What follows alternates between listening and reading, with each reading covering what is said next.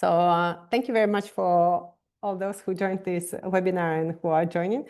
I'm Yanina. I chair the PRCA APAC technology group. So the objective of our group is to help all those who do PR in the tech sector, both B2B and B2C. And so we do it by sharing our knowledge, sharing best practices, by connecting with each other, by supporting each other, by uplifting each other, sharing our struggles as well.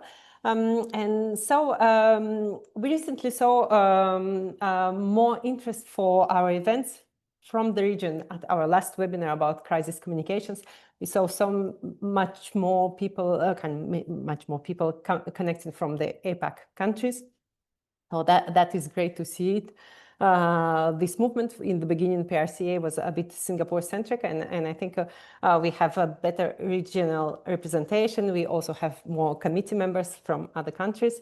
And so we thought what would be an interesting topic to cover, and then maybe the expansion into the emerging tech markets would be a kind of very interesting topic for us. We are very curious to learn about how this regional dimension is working for those who do PR for the tech sector.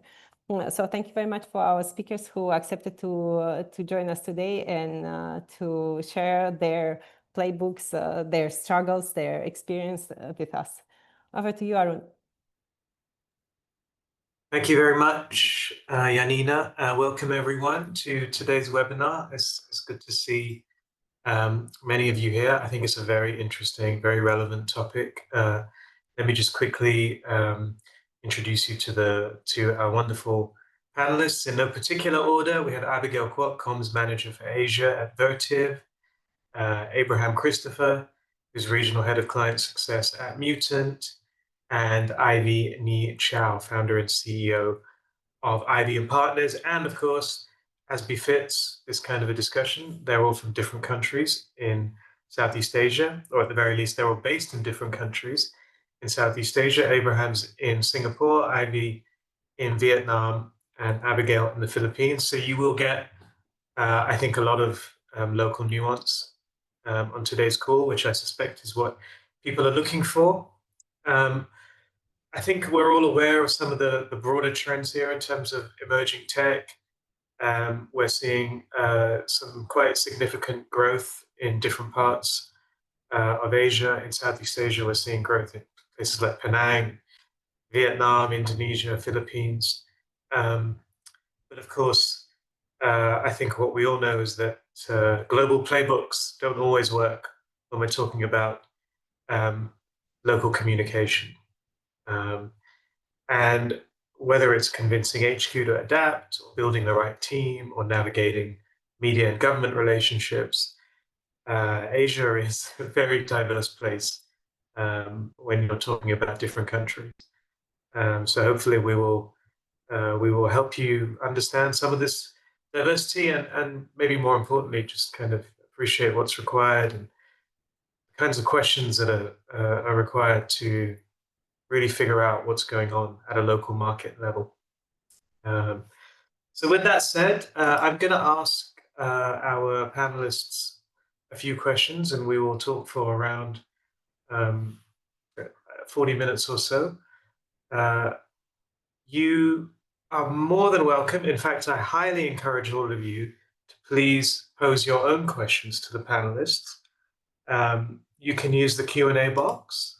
And I'll try and use those questions throughout this discussion. So please don't feel shy about asking questions right from now. Don't wait until the end of the session necessarily. So with that said, let's start. So let's start with how best to understand these local market dynamics, whether that's from a cultural, economic, or regulatory perspective. How best can strategies be tailored at a local level? So that's quite a broad question, and we will, I think, drill down into specific areas. But I think it's a good way to just kind of get opening thoughts from our panelists. So Ivy, let me start with you. How important is it these days when we're talking about technology to to understand local market dynamics? Thank you a lot, Arun, for the question. So I think speaking about the local market, maybe firstly, let me share a little bit insight about Vietnam's, because as I see here, most of the attendees today are from other markets. So maybe just a few insight about the Vietnam market. So Vietnam's, we are now is the country that on the third of our population. Also, which means it's quite a big market for tech brand to keep an eye on when they want to expand to other market. And in Vietnam, about the media landscape, so the government still play a really important role into like giving the direction, censoring the news. So it's really different with other markets in Southeast Asia or internationally. So the government in Vietnam still keep a really important role in like censoring and giving the direction for the media. And just earlier this year, they also have a campaign to merge and acquisitions of some media. So the number of the media in Vietnam is decreasing. So a lot of our clients was surprising about like why some media was disappeared, they didn't work anymore, what they have to do next, what could be the next move for our client when they want to engage with the media. Is there anything they have to be sensitive about?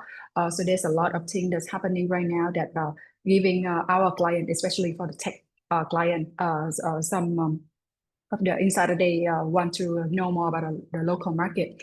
And also about earlier end of last year and also earlier this year, we also see a lot of trend that some big tech company like Apple, they collaborate and build their manufacturing in Vietnam, and some other big company like Samsung or Lego also keep an eye on Vietnam as the key market in South Asia. So that's super exciting news, and also that lead the trend for more tech brand want to invest into Vietnam.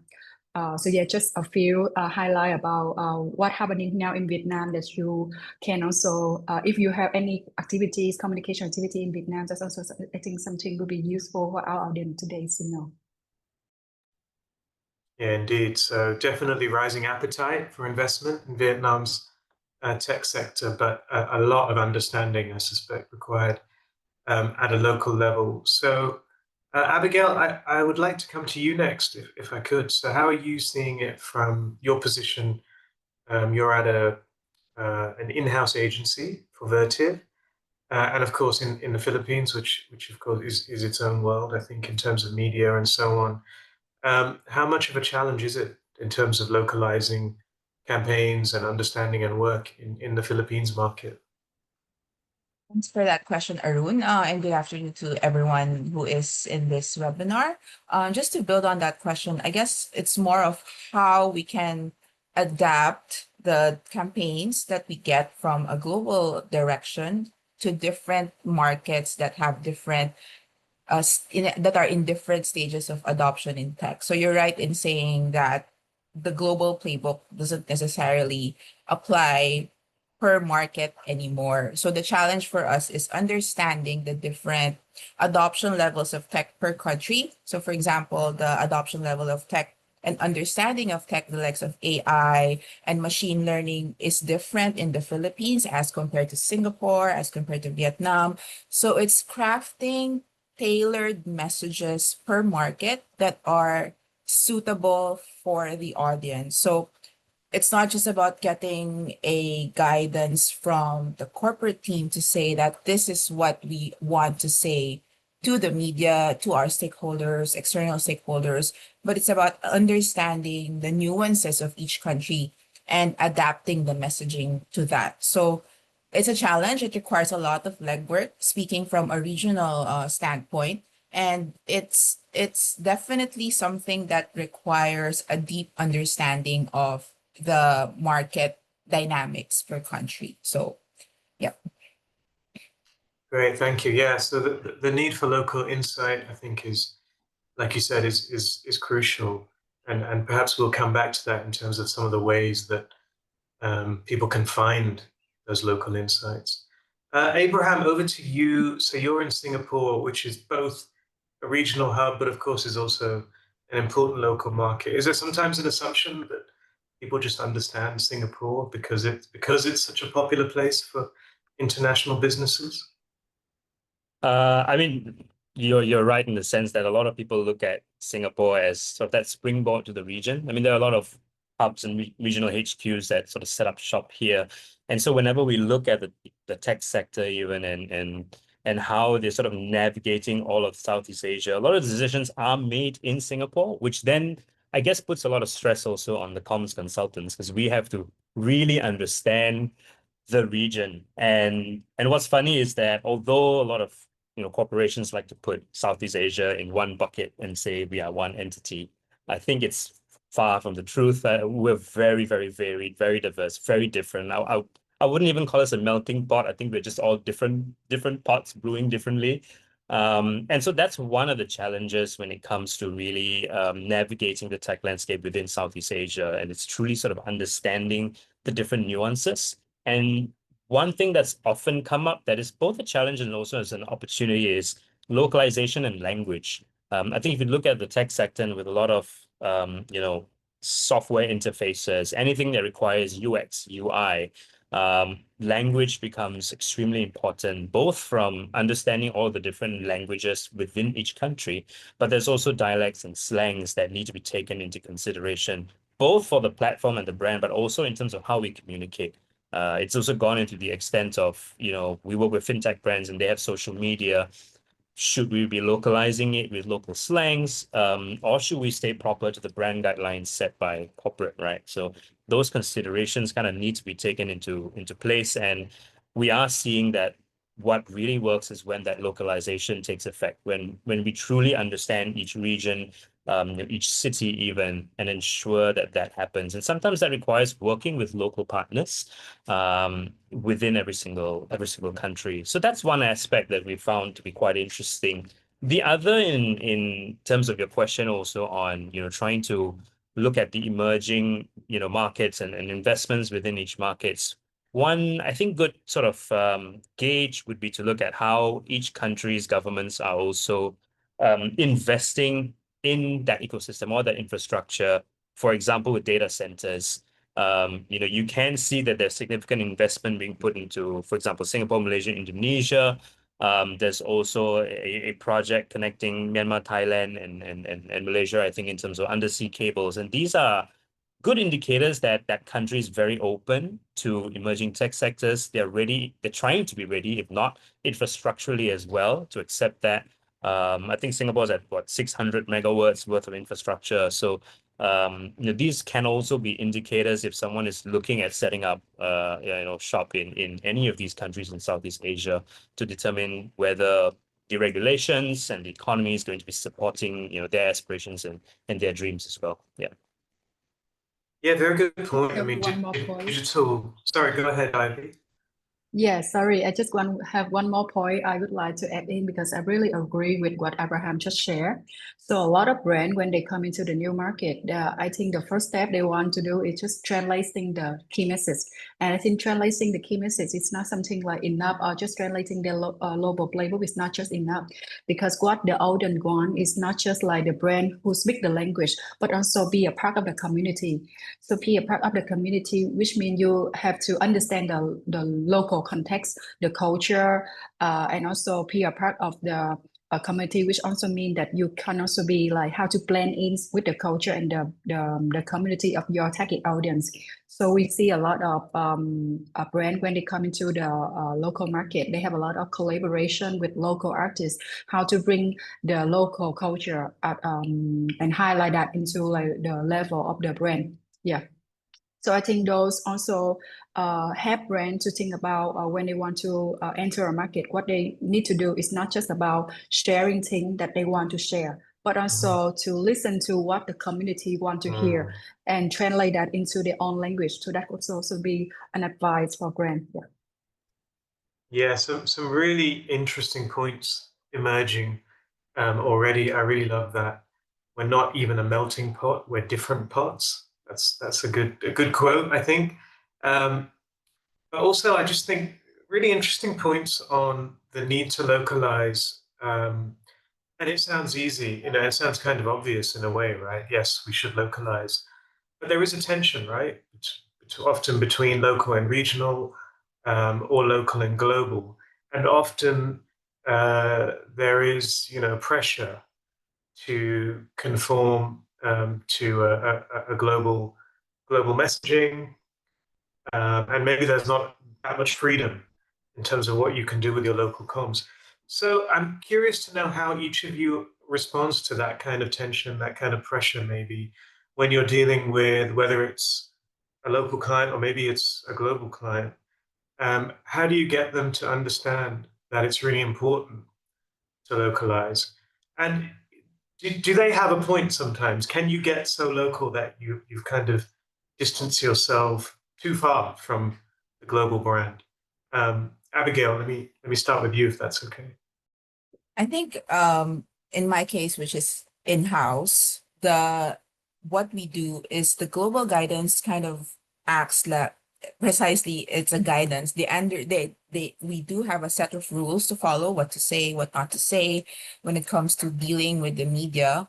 But ultimately, we have that, I wouldn't say freedom, but we have that flexibility to localize and tailor the messaging per market, as long as the top line messaging from the global, the corporate headquarters is still there. There are still some definitely don'ts that we need to follow, being a publicly listed company, for example. And I'm sure that also applies to Ivy and Abraham. They have clients that are publicly listed. There are some information that you strictly cannot disclose with, even if it's a very local market. So those guidelines we do follow, but we still have that flexibility to tailor message to local market. So again, that goes back to doing a lot of research, speaking to the local market, for example, our local team in whichever country they sit, and understanding the specific requirements or goals that they have for a specific country. So there is that flexibility. Abraham, I'll come to you next, if that's okay. Yeah. I mean, I can share from the agency perspective, right? And I think most agencies typically hope that when a client works with us, it's because they want our counsel, and probably also are a little bit unsure of how to navigate, this region, and trust that, we know what's going on, and we'll be able to help them make some of those decisions as well. I mean, that's the hope.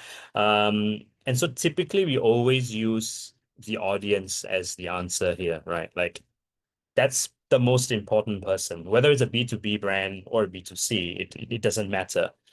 If your audience doesn't understand you and doesn't get you, it's going over their heads, then everything's pointless. Every form of communication is pointless. So that's usually what we use in terms of counseling the clients. And we understand that there are some rules and regulations that we will need to abide by. Some brands are very much stickler for their own sort of guidelines, whether it's brand guidelines, tone guidelines, language, grammar, etc. And I think that's fine. But at least from a cultural perspective, or even media consumption behavior perspective, like, that's something that we would typically try to push a little bit more of, right? If we know in this particular market, visual medium is 100% what you need to be on, and if the client's not comfortable with that, just an example, then that's something we would try to be a bit more aggressive to push and show a lot of case studies and examples as to brands who have successfully done it, or even brands who didn't do it, and therefore we didn't see that impact. That's typically the approach we would take to try and ensure that at the end of the day, the client's success is also our success, and we want that together with them. Yeah. And Ivy, how do you see it? Do you see how do you manage that tension between local and non-local? Yeah. So usually when we have a new regional global client that work with us in the Vietnam market, we will set like a conversation really clear about the expectation, because different client, different industry, they're gonna have different expectation and way of working. And some of the client we see that they're really flexible and open for new idea and new like innovation from our team, and they open for our advice. And they can have that local portion is much higher, let's say like 50-60% on over their key messaging. But some other client like Abigail just shared, like maybe there's like public listing, they more strictly about their communication framework. So they not really that open. They just, let's say, open to like 20-30% for that like local translation, local trend creation. So that's something that we have to put in advance in the very first meeting to discuss with the client to understand their willingness and openness for those new and creative idea and also localization. So that could be like the first step. And then the second step, we also need to, sometimes our team also need to research more about what the other like competitor are doing in the market and what the media receive or from the media point of view. And that could be something we need to balance between the client expectation and the media, the KOL expectation for the key messages. And then the next thing I think a lot of brand name also missing is not only the key message, but also choosing the right platform, because in different country we have different key platform, and some client, of course, that they want to focus on the media platform. But in the media also really diverse, like TV channel, newspaper, online, offline, etc. Right? And different country we have different behavior of text consumer. And the other things about that is about social media. So we all know that TikTok is a platform that really popular right now, but it's really depend on the expectation of the client. Because let me maybe just share our point of view working in the Vietnam market. We see that TikTok is, of course, a really strong platform for the engaging. And if you post something and you expect that people are gonna comment, reshare, repost, etc., you would choose TikTok. But if that brand is more something like, let's say, beauty, fashion, have a really good visual, they want to just showcase their product, maybe the suitable platform gonna be Instagram.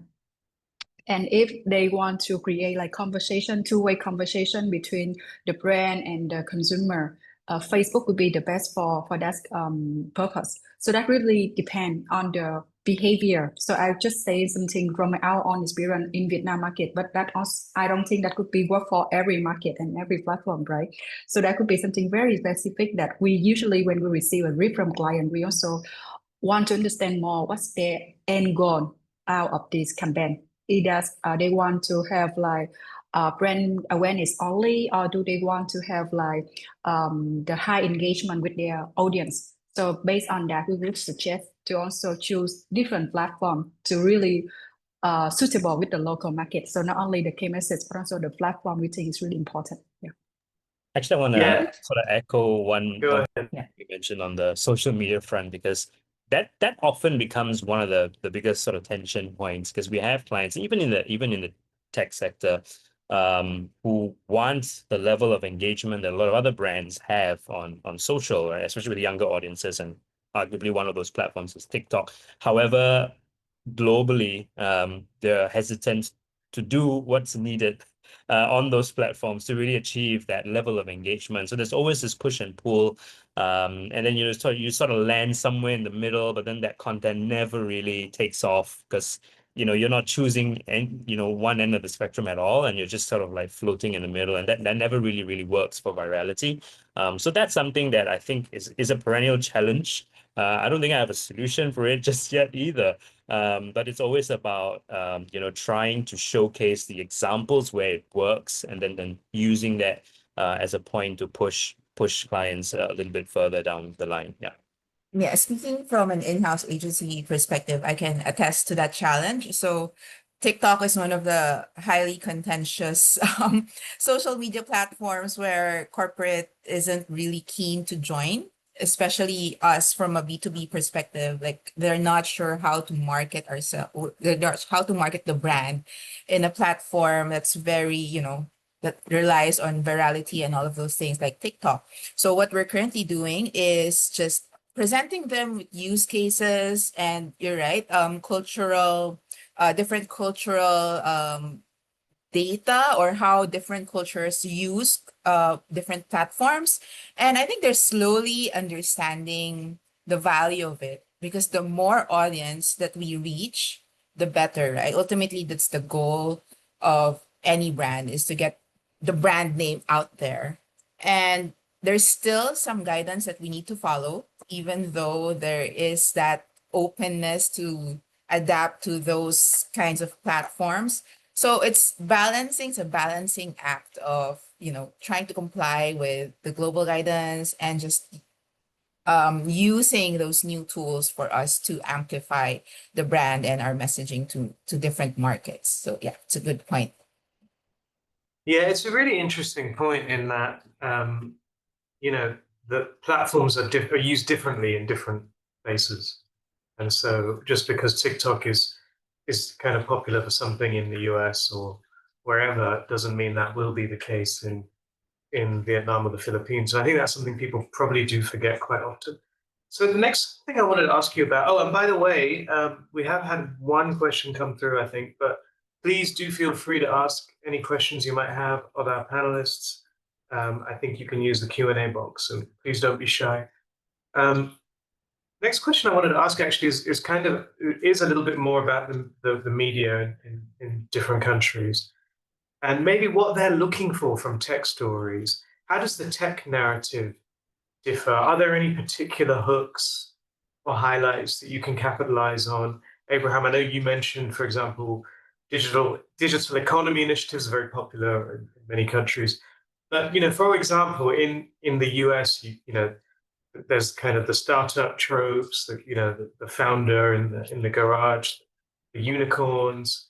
But I mean, do these things may not resonate, right, in our countries? And I'm just curious to know from each of your perspective, are there specific things when it comes to the technology narrative that the media is looking for, and is that changing? So Ivy, I'll start with you, if that's okay. Yeah. So I have this story, like real life experience story, and I made this. I usually see that in so many clients that we work with. Usually when we work with startup, so the number one media that they want to be featured on is Tech in Asia. So when we have the first meeting with the client, they already mentioned, "Oh, we want to be on Tech in Asia," and we would say, "Why? Why do you want to be on Tech in Asia?" Because usually, if they operate in Vietnam, their user is Vietnamese. Being featured on Tech in Asia maybe not that really helpful for them if they want to attract more user, right? So they may have different purpose, and we have to deep dive to understand like why they have that goal and to be featured on Tech in Asia.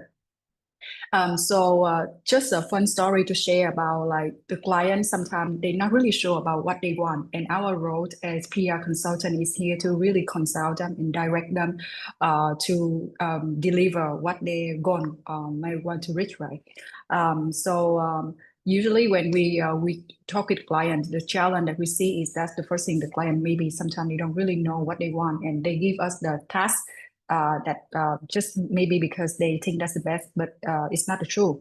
And the second challenge is the tech media, especially for tech journalists, different media and also different journalists, they have different criteria of the story that they want to feature on, and we have to really work with the journalists to understand that.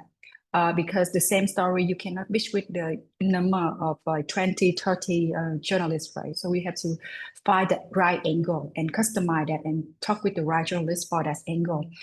And the third point is, I think like a lot of the client, they usually think that when they, let's say, receive a fund, investment, or having like a new key C-level, this new is worth for the press release, but they already forgot the rest good story that their own company already have, like maybe a story about how they already have acquired a lot of users since they even haven't launched official launch yet, or something about the story of the old founder.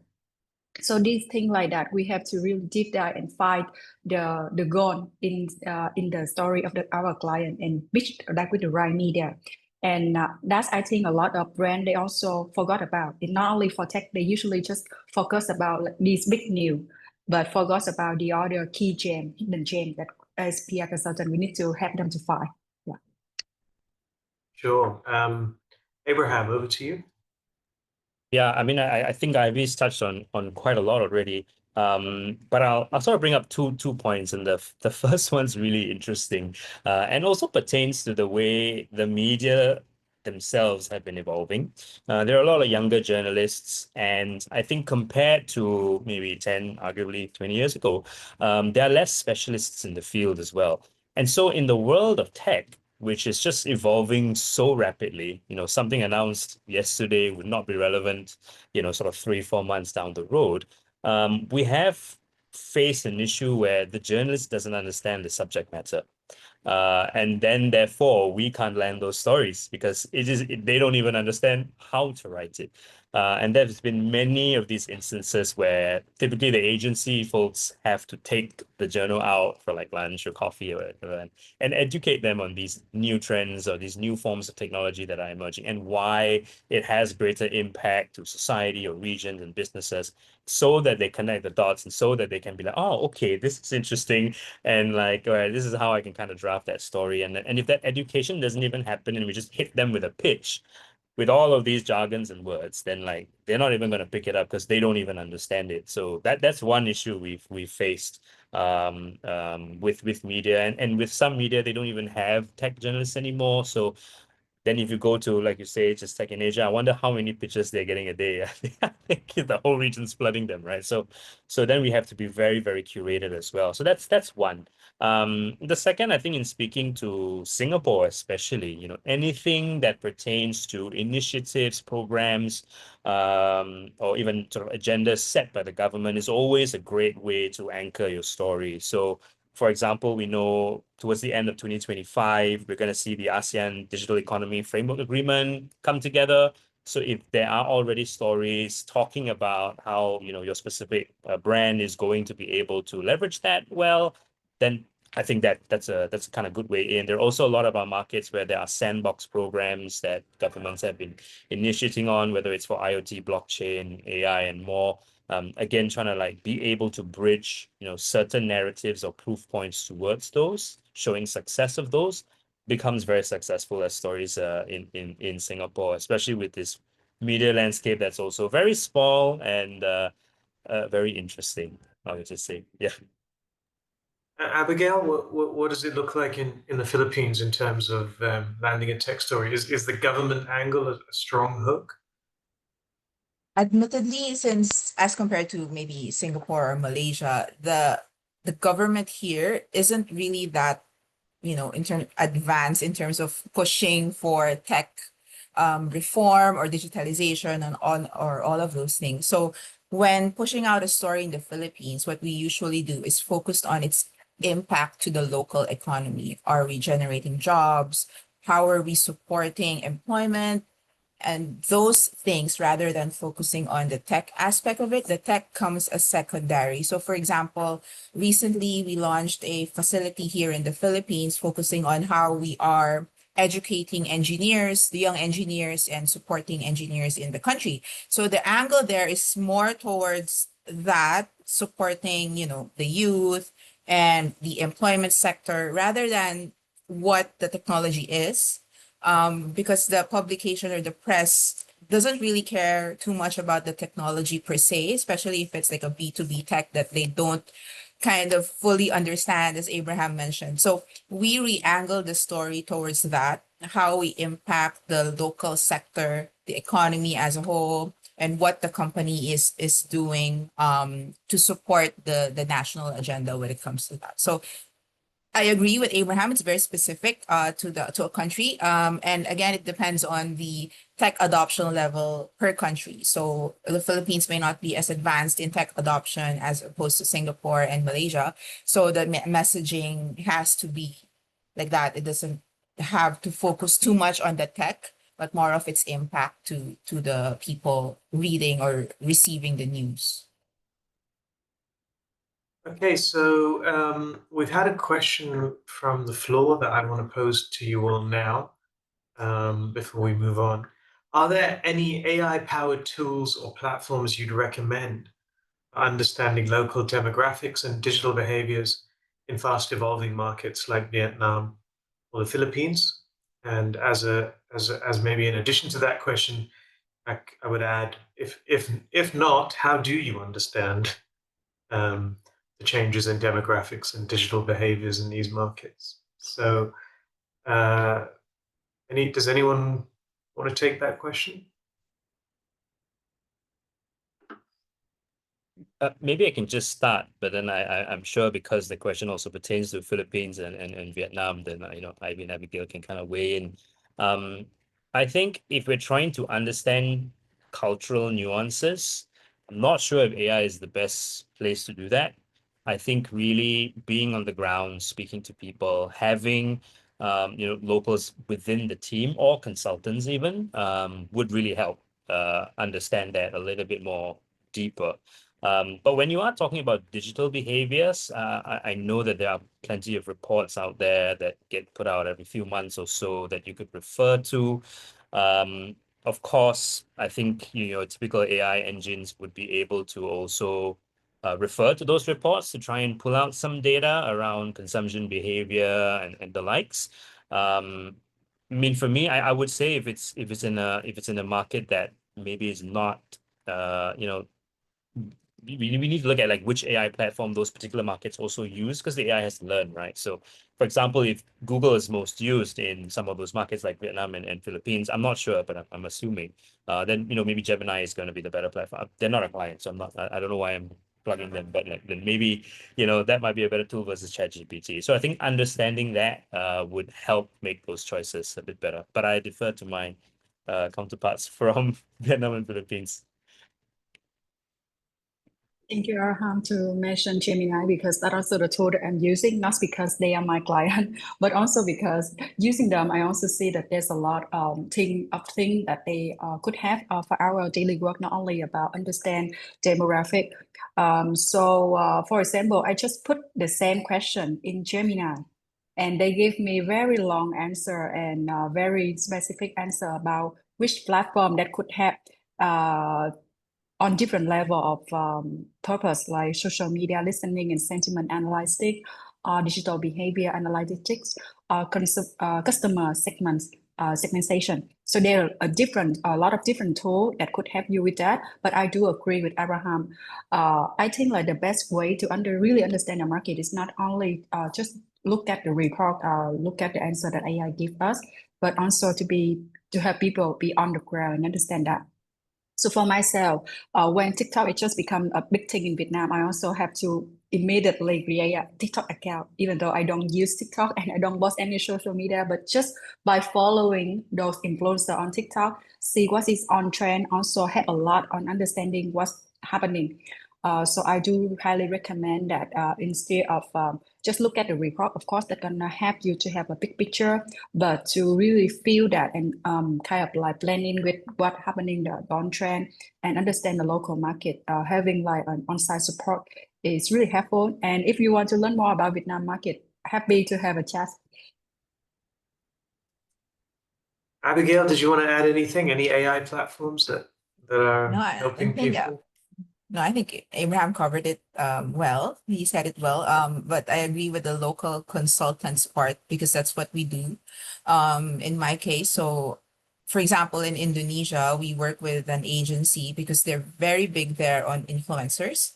And the influencers market in Indonesia is different, very different from the one in the Philippines, for example. So my idea of promoting our product to a set of influencers in the Philippines is very different from the expectation of influencers in Indonesia.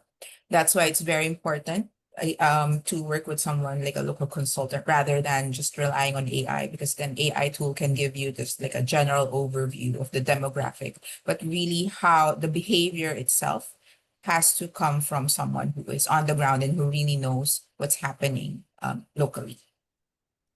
Okay, well, it seems the consensus is that the AI is not there yet. So that's good. That's good to know, I think, for everyone. Let's talk a little bit about regulatory compliance, government relations, public affairs. So this is specifically for Abraham and Ivy. how much of a challenge is it? We've talked about navigating different media in different countries, but how much of a challenge is it in terms of navigating different regulatory regimes, local laws, and standards? And are you seeing that kind of filtering through to a higher need for government relations and public affairs counsel from tech companies that are trying to capitalize on growth in these specific markets? So Ivy, do you want to go first? Yeah, thank you for that, Arun. So I think not only for tech industry, but any industry that working in specific in the Southeast Asia market and in Vietnam, monitoring the government regulation and this new direction from government is a thing that must do. And in Vietnam, this year we have a lot of change and update the law, the rules, and also our government policies as well as government people. So there's a lot of things to keep an eye on. So I think one of the things for the comms team to be success in the local market is to keep monitoring what the direction of the government and following. That could be something that you could rely on to see how would be adapt that into your own communication activity. So for example, so we work with tech, AI, and tourism application client, and every quarter our Department of Tourism going to release a report about the tourism going to Vietnam inbounds and outbounds. So we also following up with that to rely on that and to comment onto the trend, like what's the country who have the highest tourists into the Vietnam market, and in return. So having those information originally from the really trusting stroke from our government department, also a thing that help us to build on our communication strategy. And that could be the first thing that about helping you to keep update with the trend and policy of the government. The second thing is I shared with all of you earlier that this year in Vietnam we also have a lot of merge and acquisitions in media channel. So there's a lot of media disappear. A lot of media, they change the direction of approach about the content. A lot of the media, they now under different department. So that's a lot of change that we also need to keep update with our client about the change. And a lot of the international client, when they see a lot of change like that, they also have more cautious about what type of communication activity they can put forward. Is there any sensitivity that they shouldn't do right now? Because now it's just like the time of uncertain. So those information that also really things that communication practitioner need to keep an eye on and keep update our client and see how we need to change our way of working, the way that we build up the key message. So yes, that could be something help could be useful. Yeah. Yes, very much it sounds like. Abraham? Yeah, I mean, I think especially for the tech sector, government regulations play a huge role in terms of how we communicate.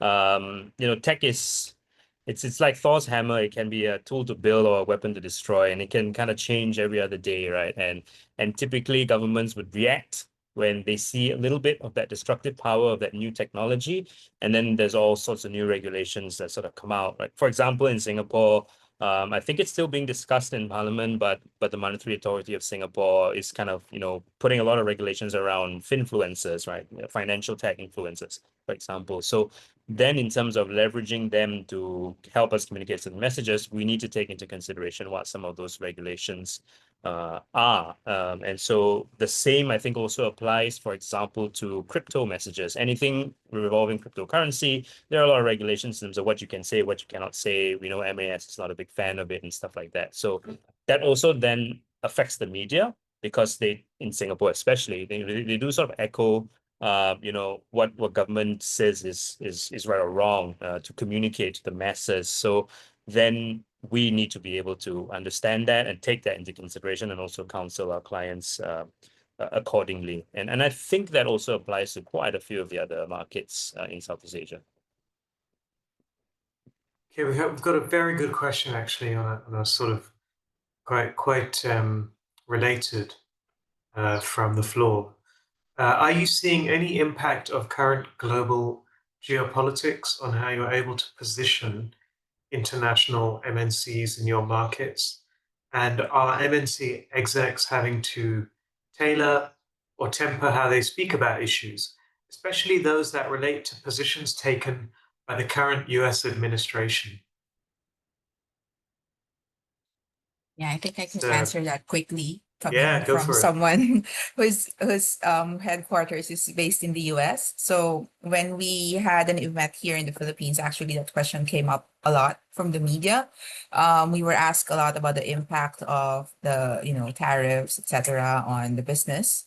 But thankfully for us, there's no impact on a regional perspective. So essentially what we did on the back end is just to brief our executives of what to say and what not to say. But there have been that question is quite popular in the past couple of months for us, and not just in the Philippines. That question also came up in other markets, not in Asia, but in Australia, for example, that was also asked. So yes, it's a relevant topic right now. And the way we do it in our instances, we have to closely work with the corporate global team. That's something that we have to do. It's something that we can't, skip, and just getting overall guidance. But ultimately, how we respond still is on a local level. We just get some bullet points on what not to say, and then we tailor the message according to the local context of the question. But yes, it's very relevant. Very relevant. Sounds straightforward for you, at least, Abigail. Mm-hmm. Abraham, Ivy, are you finding this is becoming more of an issue, and is it a difficult one to address? Yeah, I can sort of weigh in. Yes, in fact, we've had clients also where because of their positioning in the US, face boycotts in certain markets in this region, and it is a real problem. But what I say is, and this is typically advice I also give to execs who I do media training with, for example. You reflect your brand stance. So you have to be very clear and connected with global in terms of what your stance is on a lot of these issues. But at the end of the day, you should be guided by moral and ethics in terms of how you respond, publicly, right? So if anything you say or do is going to be against just basic morals and ethics, then just don't say it and don't do it. I think that's one. And the second is, to try and stay clear of politics. You are a brand that's trying to provide products and services, for consumers and for audiences. That should be the primary focus, versus trying to get political about things and trying to have opinions that maybe your brand, doesn't even need to be in. So that's sort of what I usually would be advising our clients. And also thirdly is to take into consideration local nuances, right? Based on the countries you're in. Like in Singapore, it's less of a problem. I think most Singaporeans are quite agnostic about a lot of the issues. But in some markets, for example, in Indonesia or Malaysia, then they would be more vocal, and would react to whatever your stance is if it's not really aligning to their stance. So you have to be a lot more careful there, or just not have those. Again, just be guided by morals and ethics. Yeah. Ivy, I think Vietnam has not been immune to some impacts from, some of the trade and tariff decisions. How's that impacting your work? I would say that similar with my colleagues and my peer here, usually this impact could be like indirectly to our work. So usually it happens back end, like the way that we prepare for our executive, our spokesperson is doing done what to advise, but not really affect like directly into our daily work. So of course, the tailor messaging and also to prepare the media training for the spokesperson could be like the must for all of these MNC and corporation. The other thing that I usually see that is sometimes it's missed out is the executive or the spokesperson. Sometimes they know all of the key messages, they know all of the what they're doing done, but sometimes they forgot about their their way of express the way to express the message and the way of like body language, and also have like speak somehow about their idea or their opinion about things. So that could be something quite interesting to see, and that one also a thing that we usually put in our media training, because facing with the media is not only about what you share also by voice, but also about the body language, how you express your expression about things. So yeah. Yes, very, very good point. I think it's you can communicate non-verbally, and that can land you in hot water as well. So we've got 8 minutes left. I think I will just ask one more question. Of course, if there's any more from the floor, please feel free. But I want to end on this question about talent, really. We've talked a lot about the need to localize, and of course that based on that, it seems like local talent, local insight is really important. But how do you build teams that can understand not just the local angle, but also the regional and the global aspects, and can deal with kind of both sides of the equation? Is that something that is challenging, or are there different strategies you're putting in place when it comes to building teams to handle this kind of business? So Abigail, I'll start with you, please. Okay, in my instance, it's more of having to work with local consultants rather than building a local team. So we do work with local agencies per market where we don't have that visibility, on the ground visibility. So that ensures that we cover the cultural nuances, the political nuances that a specific market has, for example, in Vietnam, Indonesia, and other markets that aren't also English that doesn't have English as a first language. So it's very important to have a local team or a local consultant working on the ground. So that's what we do in our case. Ivy?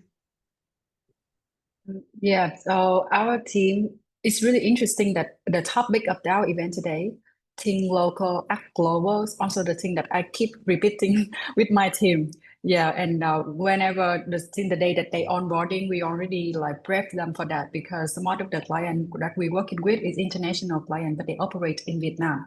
So to train our consultant from a local perspective, but understand the global perspective is something that's really different, because sometimes our consultant, they have the very good media relation understanding about the local market, but it's quite hard for them to understand on the global level, and from the client from different countries that sometimes they haven't been there. So to train them to understand that and require a lot of effort, not only on our own team to have the in-house training, but also sometimes we have to have outside experts or training company, coaching company to train for our consultant about that.